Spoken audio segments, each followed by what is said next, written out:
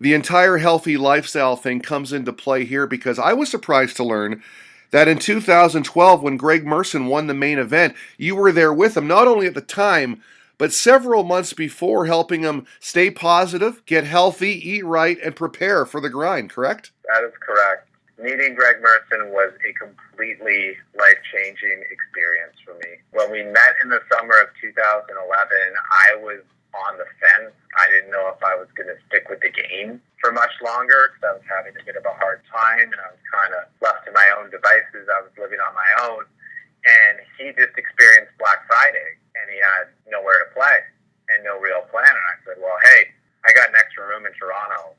Do you want to come stay with me? He said, for sure. Let's do it. And that's when I saw what real online professional poker looked like. This kid was on another level. And not only did he show me how to be a better player, he was an absolutely incredible talent. But he introduced me to so many of my poker heroes. You know, he introduced me to Tony Gregg. He introduced me to Dan Smith.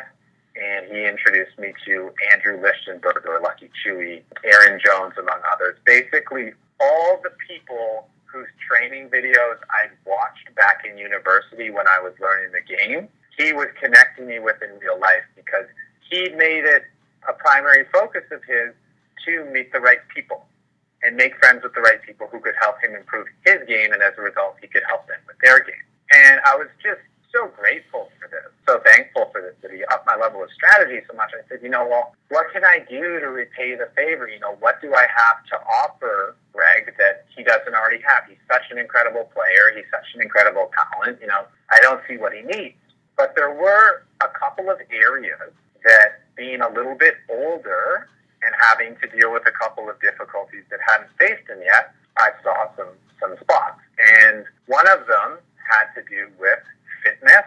I was talking about the body pains I was having as a result of the constant grinding and the anxiety. And so I've been working with a chiropractor. His name is Dr. Greg Bell, and he was a huge help for me, changing my life, turning my life around as well. So he's the one who first told us about the importance of getting body work, stretching, exercising, doing cardio. And I just paid a lot of attention to what he said, and I passed it on to Greg. And I'm not going to say I taught Greg the importance of fitness because he, too, had really positive experiences with a personal trainer. That, a couple of years ago, I had a trainer. I was working out every day, and I was sober, and I won all the money. So you know what I got to do? I got to get sober. I got to work out every day, and I'm going to win all the money. And I said, cool, I'm with you. And let's throw in a little yoga there as well so we can get our relax on, and then we'll be good. Now, since he was spending so much time playing poker, because he puts in crazy hours, I think the guy was doing like 10-hour days or something, like almost every day. I took it on myself, just prep food when I could. I was already focusing on eating healthy at the time, so all I had to do was make twice the food.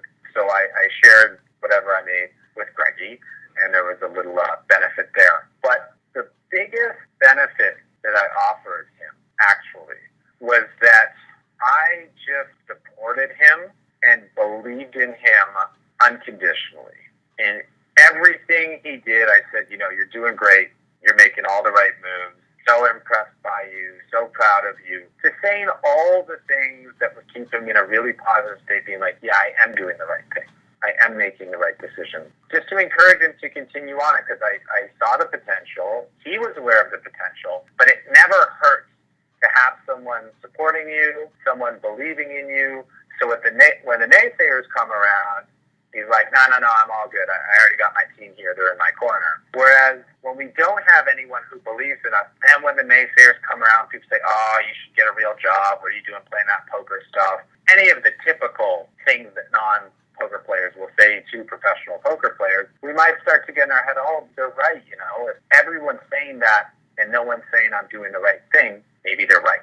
So the biggest thing I offered was really that support, that unconditional, unwavering faith in him and his abilities, and friendship, which we both offered each other. I was so thankful to not only have someone who was teaching me how to be a better player, but more importantly, someone who I could just hang out with, someone who I could talk about anything with, someone who I could go to the movies with, someone I could play video games with, unwind in the hot tub sideline of the pool and just chill out, because it's really lonely playing online poker all day, every day, and having someone who's sharing that experience with you, who knows what you're going through, who can help talk you through the tough times and listen through the tough times that you're going through, is a total game changer. So, yeah, well, I did do my little bit to help him with his mental game. I think the most important thing we were for each other, truthfully, was just great friends.